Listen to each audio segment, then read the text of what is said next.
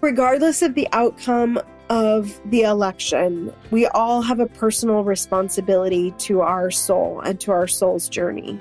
And that to me is the most important thing that we can anchor upon.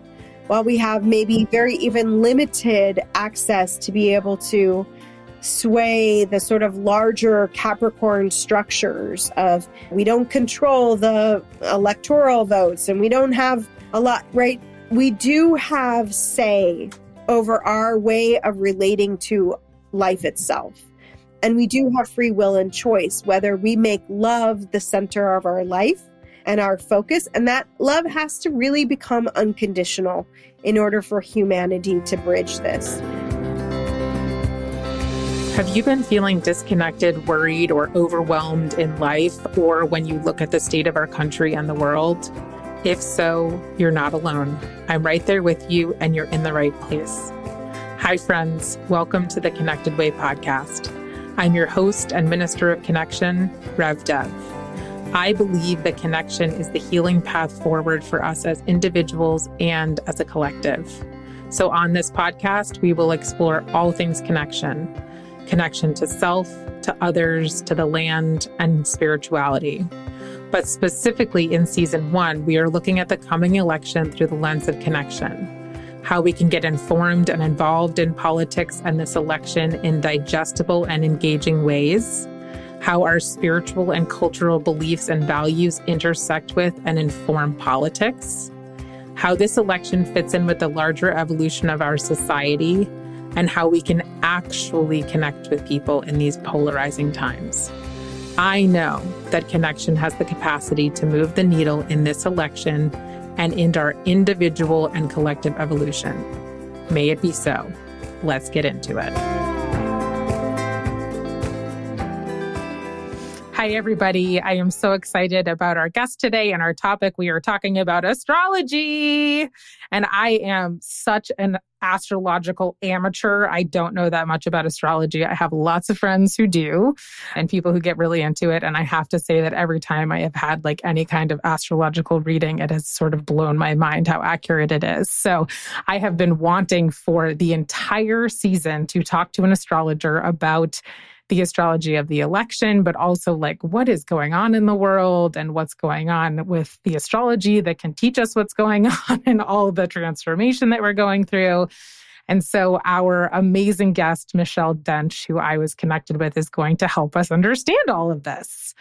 So let me introduce you to Michelle formally. So Michelle Dench is an intuitive evolutionary astrologer. Her research is in healing, trauma-informed practices, looking at relationships and family dynamics in the birth chart.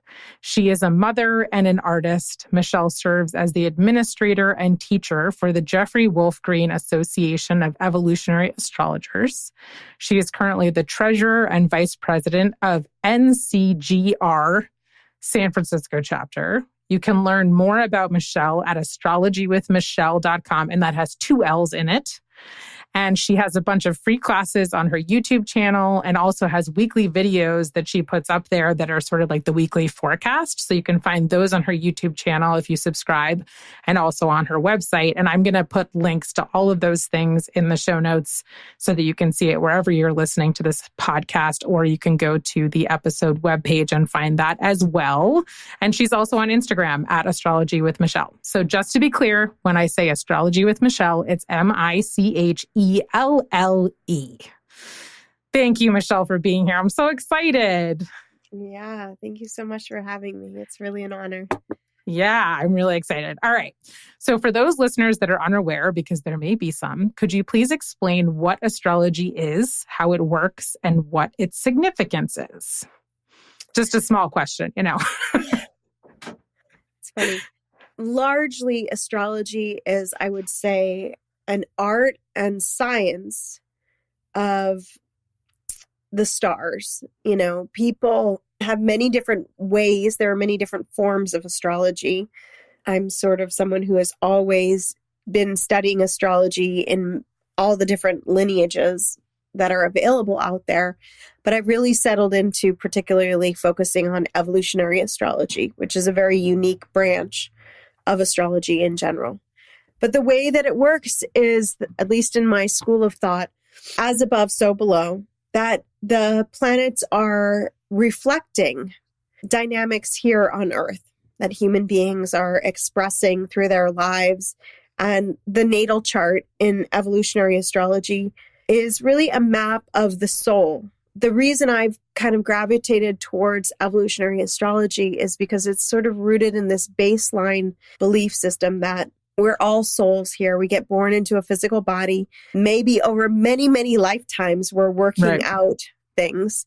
I don't think you have to believe in past lives or reincarnation in order for it to work, but that we basically come here and we have desires. We have desires to experience things, to grow, to evolve.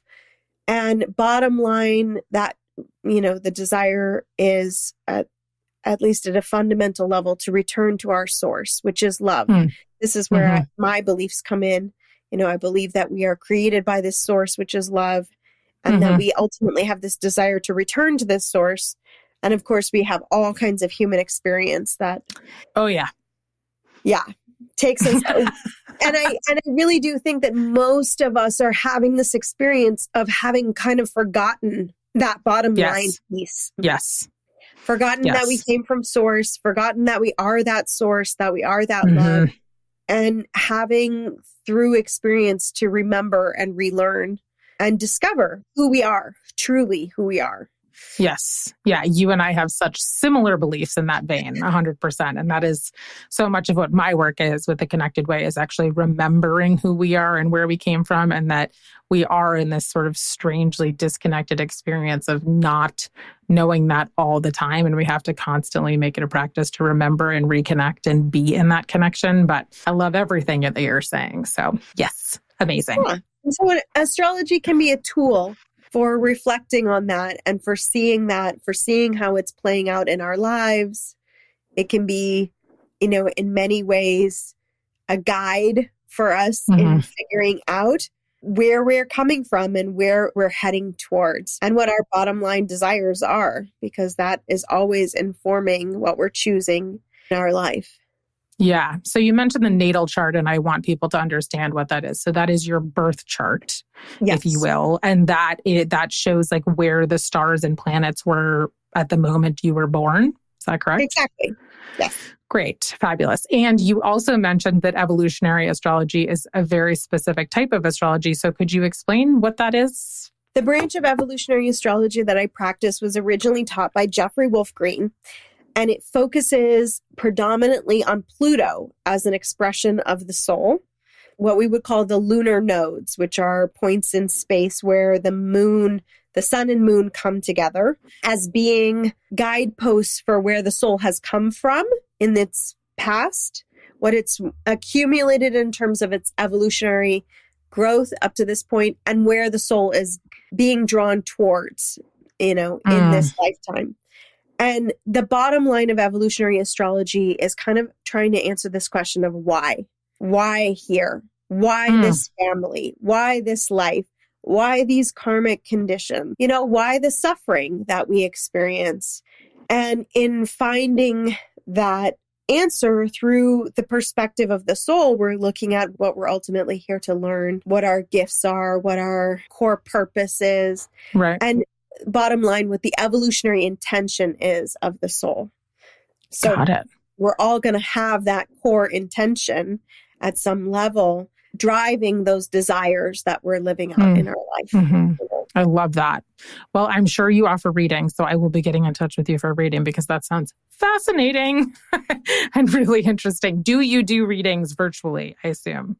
I do, pretty much. Okay. I would say almost 100% of my sessions are on Zoom. So got it. Fabulous. And I am sure that is on your website. Yes? Yes, it is. Fabulous. Yeah, you can book on my website. I'll be taking probably the month of December off for maternity leave, but exciting. Yeah. Congratulations. Amazing. Well, everybody, you can book with Michelle eventually. You can book with me for November. My calendar is open for this month, and then I'll be taking a little, winter hermiting with a newborn. Oh, I love that. And returning in the new year. I love that. What a great time to have a baby. Yeah. That's awesome. All right. So let's get into the astrology of this election. So for everybody that's listening, I have like 3 million questions for Michelle, but we're going to start sort of like really focused on the actual election. And then we're going to broaden it out and talk more about the sort of evolutionary, like larger things going on in the world and in humanity right now. So specifically about the election, could you share a bit about what the astrology is around the election, like the charts of the two presidential candidates and this time in particular, election day? What do you have for us? Yeah, absolutely. I mean, very interesting. I should have brought Trump and Harris's chart too, but we can talk about them. I know their charts well enough that we can definitely talk about it. The bottom line of election day, and we have to kind of think about it. There's the day itself, November 5th, which we're all hopefully getting out there and we're going to vote. And then we have the larger astrological cycles that are at play within that day. It's really quite an interesting thing because we're at the end of a 248-year cycle with Pluto. Pluto has been in the sign of Capricorn, for the last 20 years, and it takes 248 years for it to come all the way around. So the last time that Pluto was in Capricorn was at the founding of our nation, really in this 1776, 1778.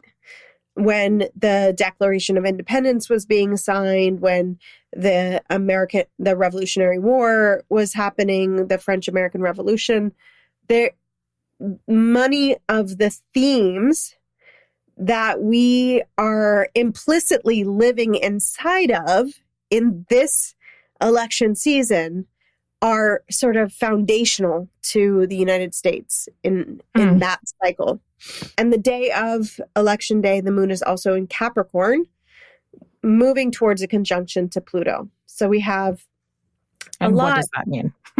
Well, Capricorn is about structures, government. It has to do with where we find our stability and security. It's ruled in astrology. Capricorn is ruled by Saturn. And, Saturn is the sign that gives concrete form to consciousness, to life itself. It's the bones, it's the building, it's the government, it's all these different structures that we depend on for our sort of known and familiar sense of reality.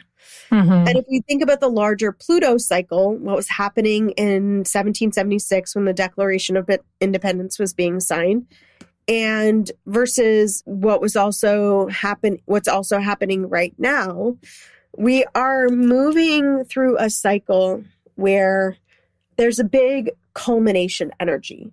A huge evolutionary cycle is wrapping up. And then we have a new cycle, which has sort of been seeded over this last year, that has to do with Aquarius, right? A very different age of innovation, rebellion, community, humanity coming together. And this shift is underway this year. So the shift, once Pluto leaves Capricorn on November 19th, it will never come back again to that sign in our lifetimes as these souls born into these bodies, Okay. So this is pretty significant relative to this election. Okay. Then we have, what does that mean for the status quo of what we've been established in, right? We're electing folks in a time when Pluto's in Capricorn. So there is some contending with the reality of like what the status quo is. And I often hear this. I find it quite interesting relative to, the difference between the electoral college and the electoral votes versus the popular vote, right? These things which have sort of cemented into place ways of the people not being necessarily in charge of the actual vote, right? There can be a difference between the electoral vote, of course, right, and the popular vote, right? And that has created conflict in years past between candidates. That, I think, is also implicit in this election as well, in a more strong way.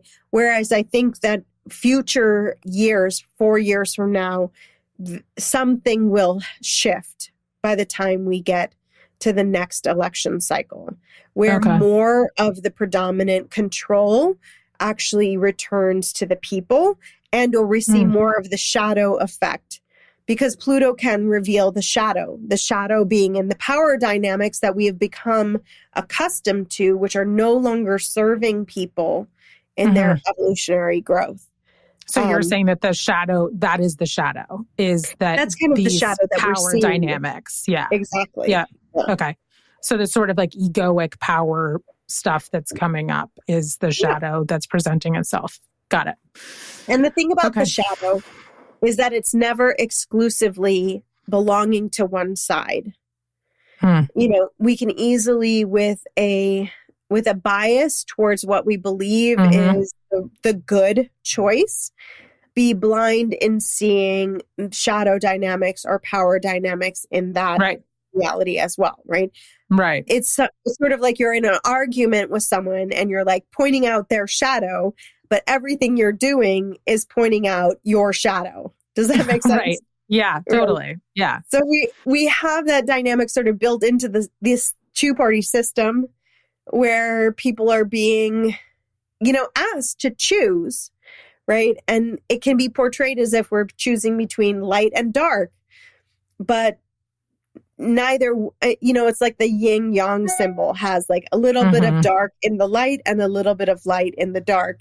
I think we're also contending with an energy of change that is so much larger than what we really understand contextually, because most people are not voting today from the perspective of there being an ancestor, right? We are the children of our ancestors. We're living out the karma of the last 248 years of presidents from George Washington. We're living out the karma of the United States from slavery into, you know, civil war, into civil rights, into present day moment. And none of that is resolved. It's sort of all culminating at this very intense moment in our evolutionary history. It's been like a domino effect the last 248 years. Got it. And if you think of Pluto being at the very last degree of Capricorn, which it will be, the last degree of any zodiac sign is always the full pressure and culmination of all those energies leading up to and starting a new beginning, a new sign. Okay. Interesting. So, you know, I couldn't say who might win or what the outcome and we don't want that anyways. Yeah. Yeah. But I can say that the evolutionary necessity, meaning that oftentimes we go through life and experience very difficult karmic events that produce what we would call in evolutionary astrology an evolutionary necessity. It impels us towards growth. It impels us towards change. We have to become more true to who we are. We have to become more authentic. We have to learn how to love ourselves more clearly than ever before. We have to avoid fear and polarization. We have to become more deeply connected to our source as a result of those kinds of experiences. Well, we're going through sort of a collective evolutionary necessity with this particular, moment. Election. While it predominantly affects folks who are living in the United States, we live in more of a global world, and it really doesn't simply just affect U.S. citizens. Clearly not, right? Yeah. Yeah. Amazing. Very interesting. Okay. So the actual day of the election you're talking about is with Pluto. So that's actually November 19th, you're saying, is when that goes. Pluto enters changes. Aquarius on November 19th. Our election day in the United States is November 5th. November 5th. Right. And so it's about 14 days after the election day that Pluto makes its final movement into Aquarius for the remainder of our lifetime. The cycle of each Pluto through each sign in the zodiac is about 20 years. But my point is that we will never, ever see a Pluto in Capricorn again in this lifetime. Got it. Okay. And on the day of the election, we have several planets that are retrograde. So it's important to keep in mind from a evolutionary astrology perspective, retrograde planets indicate an acceleration of the soul's growth. Even though seemingly the planet is slowing down, there's an intensification of the desire for change, for growth. And many of those planets have to do with our relationship to our individual will, our desires, what we want for ourselves. But the one that I think is most important is that Jupiter, which is in Gemini right now, is retrograde. And I think that will intensify the capacity for us to see duplicity and where we aren't able to clearly necessarily know what's what. And that's something to keep in mind just in terms of voting. Like there might be issues with voter registrations. There might be issues with ballot counting. I mean, I was even thinking about that in terms of like the areas that have most impacted by the storms, those things, but also issues of lack of access to honest, truthful information. Got it. That gives us a sense of confusion.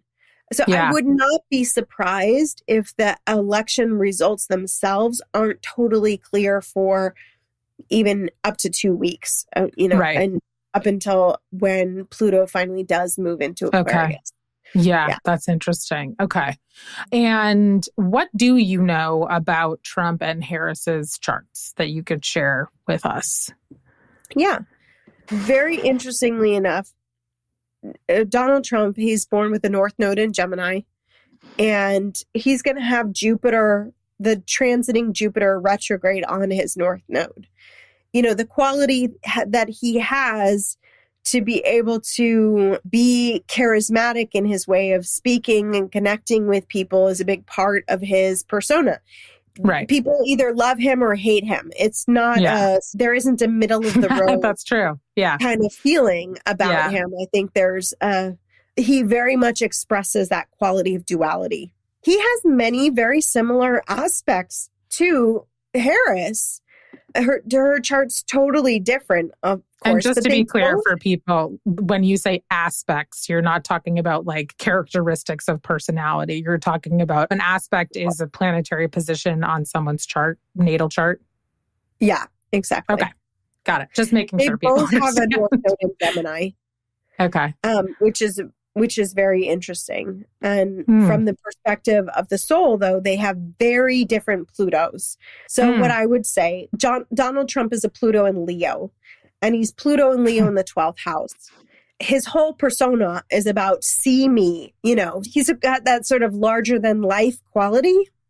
It's very much a shadow of the Pluto and Leo generation can be that inherent narcissism. Right, which is all about, the self and at me. Not actually about the collective. Other people, yeah. Exactly. And then he has a Gemini North Node, and that Gemini North Node is ruled by Mercury in Cancer. And I think he's done a really good job of connecting to people's emotional security via the way that he can talk about things. Even if for some people it's like completely absurd, that the way he sets in motion, interestingly enough, through that Pluto and Leo, either people feeling very special, right? Right. Pluto and Leo can be about very seen. Special. Yeah. Very seen. Like he really gets to make America great, what it needs to take, right? He's really got these big ideas. And then for other people, it's completely, confusing. And a total turnoff. Yeah. Yeah, and a total turnoff, right? Again, like that whole thing of people either love him or hate him. Right. But I wouldn't imagine a soul more potentially created for that kind of dynamic than his, Interesting. It's really interesting to me. Whereas Fascinating. Harris is a Pluto and Virgo generation. And Pluto in Virgo is about service. It is genuinely, I mean, when I see people with a lot of strong Virgo, they are healers. They are in service to the world. And there's a very strong commitment, but there can be extreme identification with guilt and suffering, right? And a part of what, she's definitely had to come out of her own, like come into her own. She has that same Gemini North Node, which to me also ruled by Mercury, but a very different Mercury. She has a capacity for speaking to things that are difficult, but in a way that is about the service that she's called to and the work that she's called to in the world. And she has a full moon in her natal chart. She's born with an Aries moon and a Libra sun, which just a few days from now, we're actually going to have a full moon in Aries, Libra, which pretty much falls exactly on her sun moon. So it's a repetition. On her birthday, she'll be having basically a full moon that's a repetition of her birth moon. And she's coming into her own leadership, right? They both have Mars and Leo, a very similar planetary placement, completely different people, functioning completely different. This is one of the fascinating things about astrology, how we can all share archetypal significators. We can share similar planets or aspects, but we have to always remember that souls are operating at different levels of consciousness. Not every soul is, in evolutionary astrology, they teach it as 3 primary levels of consciousness, which is consensus, individuated, and spiritual. And so I would say very much so that Donald Trump and Kamala Harris, are both operating at very different levels of consciousness. He would be more of a reflection of a consensus soul, whereas she's probably more of a first stage individuated soul. Okay. And so from a soul perspective, she has a deep calling to service. And a part of what I think her struggle has been and will be in who she is a part of this dynamic of having to overcome a lot of difficulty in order to be of service, in order to truly be of service. Right. Yeah. Interesting. Okay. So cool. Yeah. It's so interesting to hear about that. I have a lot of Leo and a lot of Virgo in my natal chart. So I'm like, oh, I know what you're talking about. That stuff I do know a little bit about because it's mine. Yeah. So I know, so you've mentioned that there's this thing that's going to happen on November 19th. And then what about like from now until like January, right? Until the inauguration, like, is there stuff going on astrologically for people to be aware of so that they can sort of be prepared for what's coming? Absolutely.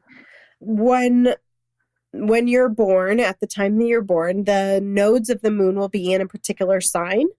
They have a 18-month cycle through each sign. So the nodes are currently transiting North Node in Aries and South Node in Libra.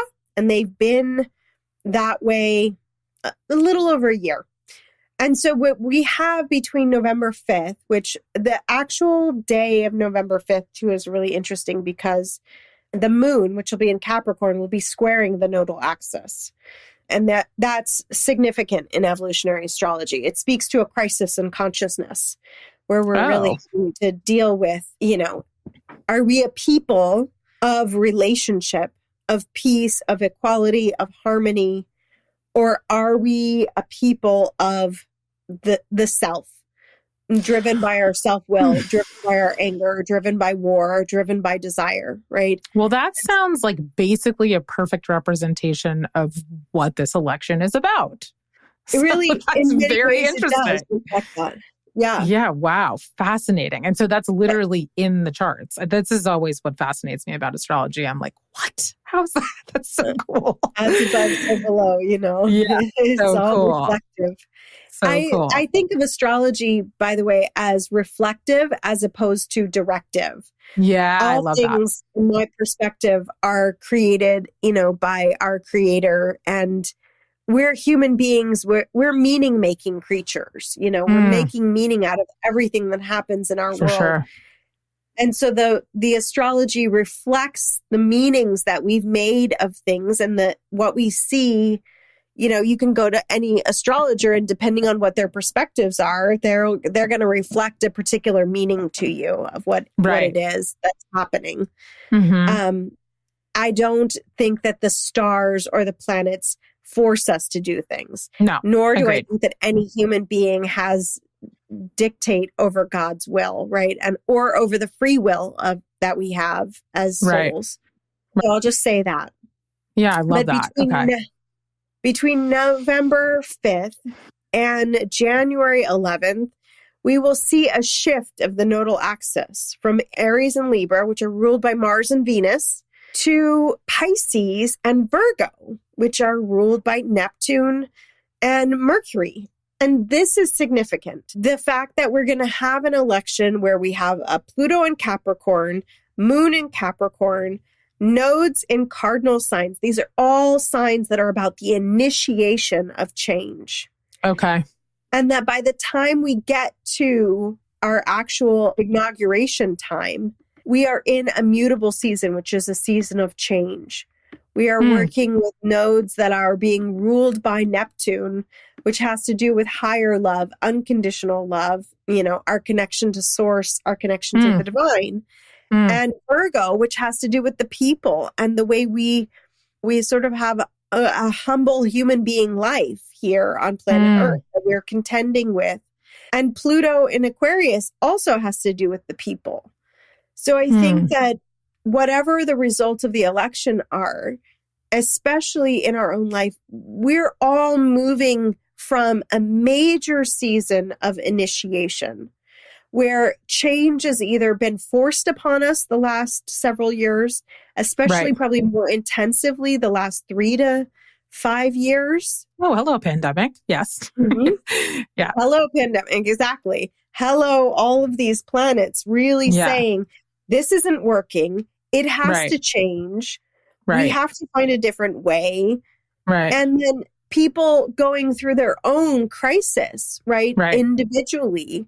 I've seen so many people go through. Oh my gosh, it's wild. Changes that are immense that you wouldn't normally see, like a whole swath of the world. Yeah, it feels like everybody's going through stuff. Yeah, it's pretty wild. Yeah. And then also with Black Lives Matter and now Roe v. Wade and all these things that are sort of bubbling up, it feels like everything has just been in massive transformation and crisis and change in the last 4 to 5 years. So that's really fascinating. Okay, got it.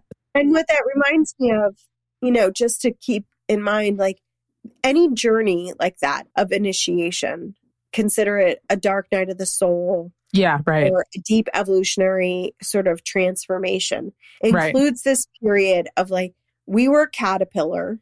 Everything that was known and familiar gets taken away, and we end up in this primordial soup of evolution. Things have to change. We change internally before we change externally. And so that internal change has been happening for most of us very intensively these last several years. Yeah. And then the period of emergence that we're coming into includes a transition into a new form that we are completely unfamiliar with. And that will be respective of the collective, right? It may be very disorienting. And those periods of darkness can often bring to the surface everything that is not love. Oh, yeah, everything for sure. that is not working. It's like when all hell breaks loose, it doesn't just, it all comes up. We get to see the weaknesses in the relationship. We get to see the mold in the house. We get to see the ways in which our fear limits us from being our full selves. We get to feel all of the emotional patterning from childhood that we never felt. All of a sudden comes rushing back when we've lost someone or we've been hurt or betrayed or whatever the wound is, right? And each soul is going to have a different experience of that. But it's really necessary for us to understand that this is happening within this election as a part of that evolutionary necessity that I was speaking about earlier. Yeah. So you're saying that sort of the last like 4 or 5 years have been that churning dark night of the soul type stuff. I actually had a teacher, Robert Holden, who I really love. He's a teacher of A Course in Miracles and just great teacher in general, great speaker.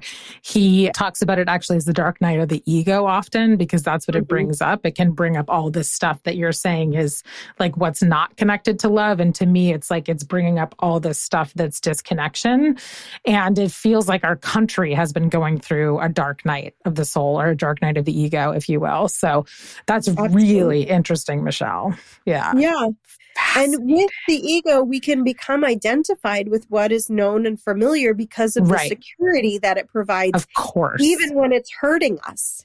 Right. Even when it's harming us. So this is like where we can access maybe compassion for those who are thinking differently than you know, because it's like they've got to be hurting in some deep way to be identifying with some, you know, trying to remember, I had a dream the other night and it was kind of like, we become identified with what is untrue because that's the only way to find our way back to what is true.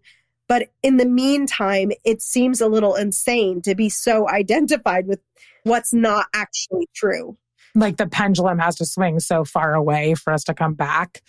That's interesting. Yeah. I mean, I think, you know, what I notice and with my work, what I've learned from personal experience and watching other people is that, you know, it's a sense of fear that can really be, and when I say ego, also for listeners and for you, I'm sure that you feel the same way, Michelle, because you and I are aligned on so many things. But for me, the ego is like the human experience. It's a disconnected experience. It's not necessarily the ego in terms of like, I'm an egoic or I'm an egomaniac or whatever it is. That can be part of it or like a manifestation of it. But it is, to me, it's like the disconnected self or the disconnected experience that has forgotten that we are connected to everything and that we are connected to love.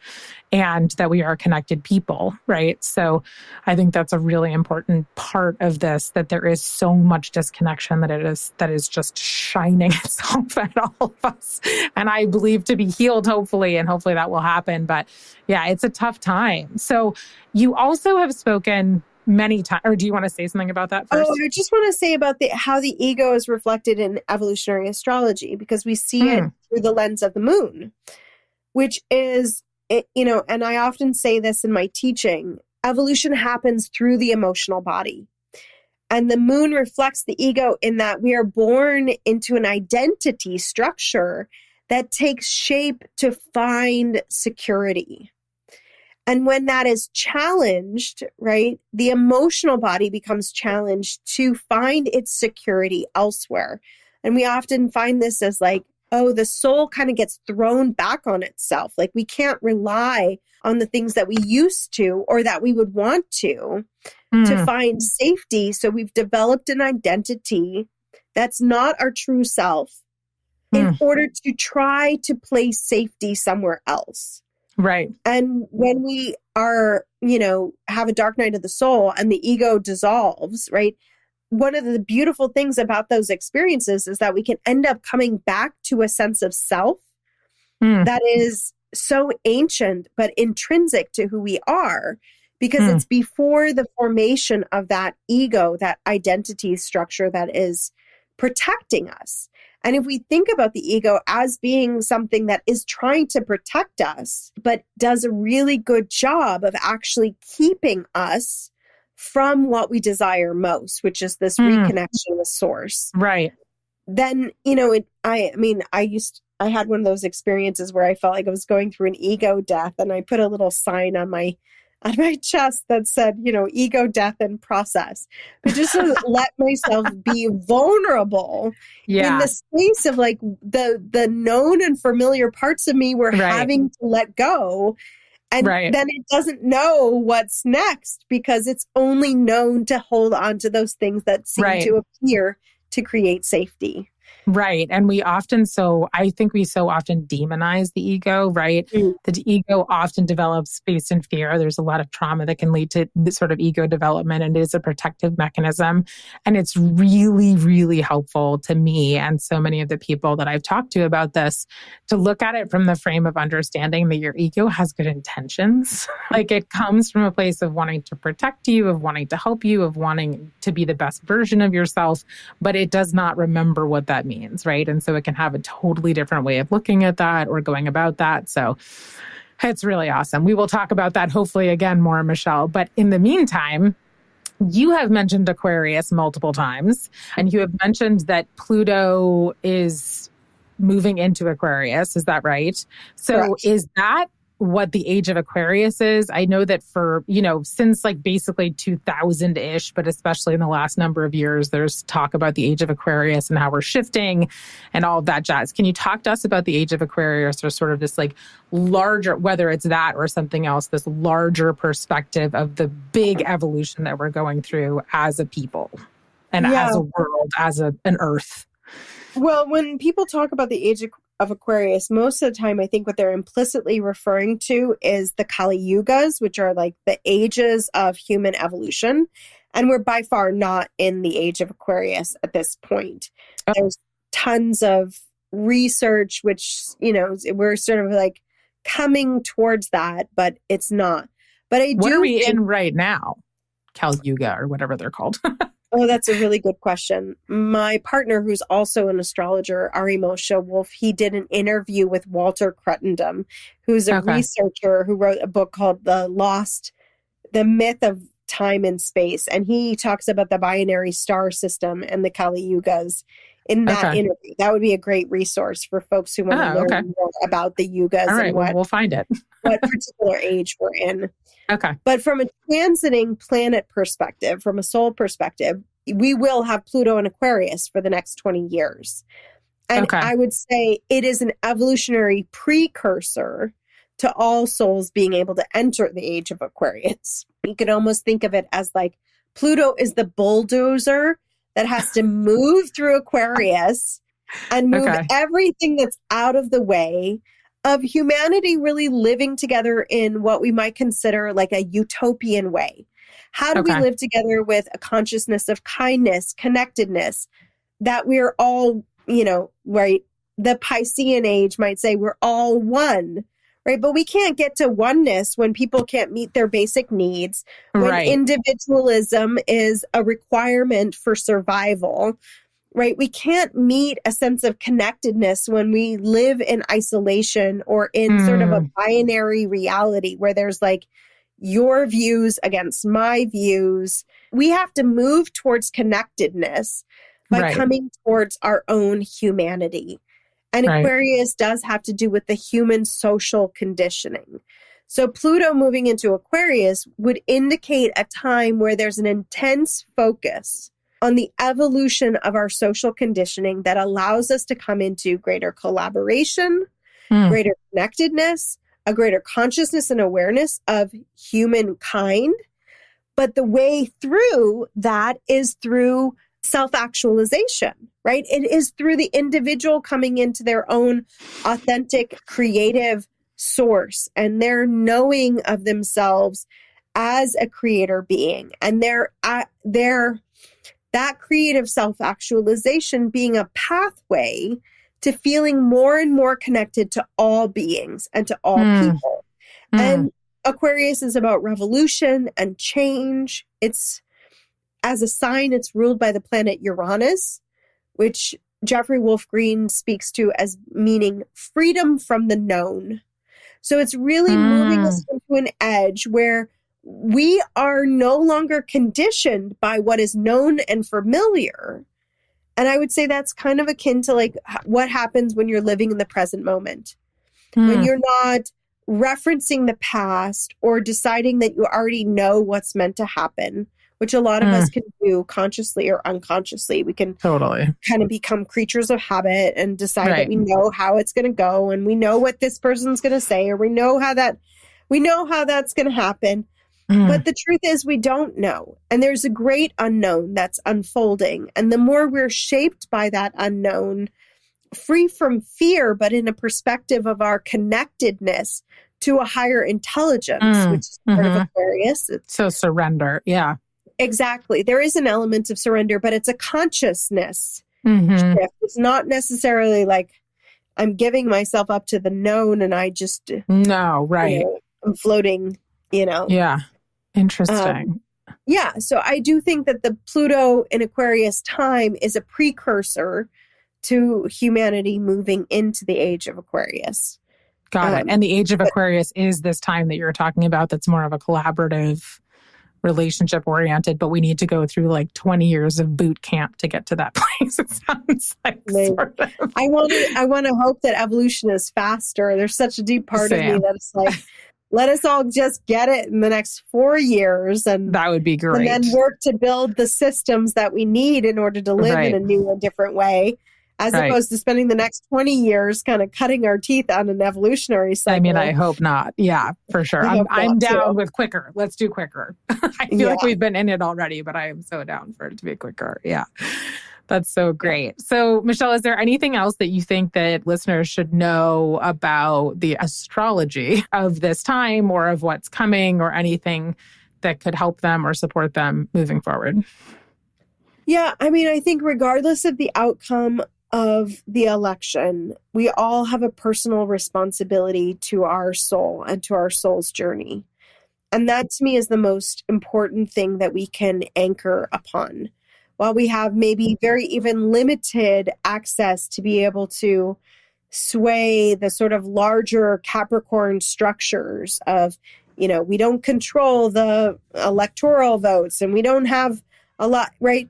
We do have say over our way of relating to life itself. And we do have free will and choice, whether we make love the center of our life and our focus. And that love has to really become unconditional in order for humanity to bridge this.